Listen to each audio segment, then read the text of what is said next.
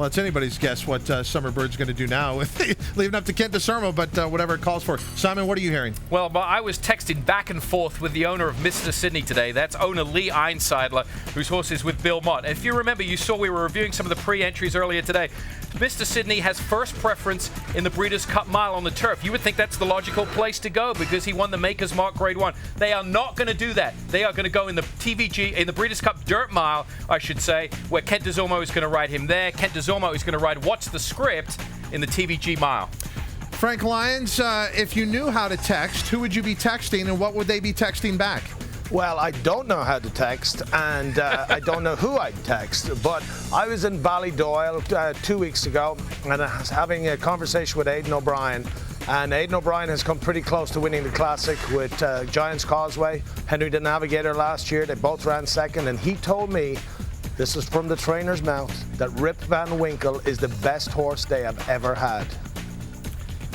Now, that's a pretty awesome list, and to put Rip Van Winkle at the top of it, come on, is this just the European connections talking up their horses coming over? What do you know about Rip Van Winkle? Well, I think Rip Van Winkle is very good. And what I do know about Aidan O'Brien is that he's not one to throw hyperbole out there. He's not one to really talk his horses up.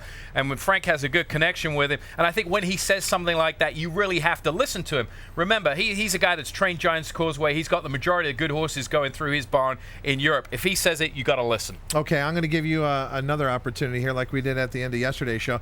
Any race we didn't get to today you'd like to talk about? Absolutely. The one with more pre-entries than any. 22 pre-entries. I love this race. In the Breeders' Cup. Oh, what a good Sprint. race. Desert Code is back to defend his title. 36-1. Upset winner from last year, Diamondrella. I think the girls, speaking of the year of the girls and girl power, I mean, I think the girls kind of on talent here stand out in this race maybe too. Isn't she ready-made for the downhill turf course? Yeah. Yep. Oh, most definitely. And then there's Noble Court for John Sadler, who coming out of the Pat O'Brien is going to go back to the turf. Has 2 starts on the turf, a win and a second. Finishing up nicely here today was Noble Court, going 1 minute and 2/5 under Dana Barnes. Get Funky, a horse familiar to the downhill course. There's no question, coming from the same barn of John Sadler. He was one of the West's best sprinters. What a claim this horse was. He was claimed for $50,000, multiple stakes winner. They elected to work him on the pro ride. Interesting move, working on the pro ride. A lot of horses, when they get on their preferred surface, like these horses are going to run on the turf, they'll work a little too hard. It's getting close to the race, so why not just work him on the pro ride so he stays good and relaxed? Okay, so this was a dramatic day as far as its implications for the 2 Breeders' Cup World Championship days with Zenyatta and the work we brought you, but there are still more important works to come.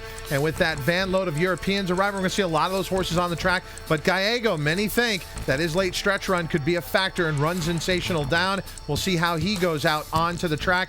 And many, many big works to come as we lead up to the 2 championship days of racing, both Friday and Saturday. Thanks to Frank Lyons, Christina Oliveras, Tom Amos, Simon Bray. I'm Todd Trupp. Until next time, may all your workouts be bullets.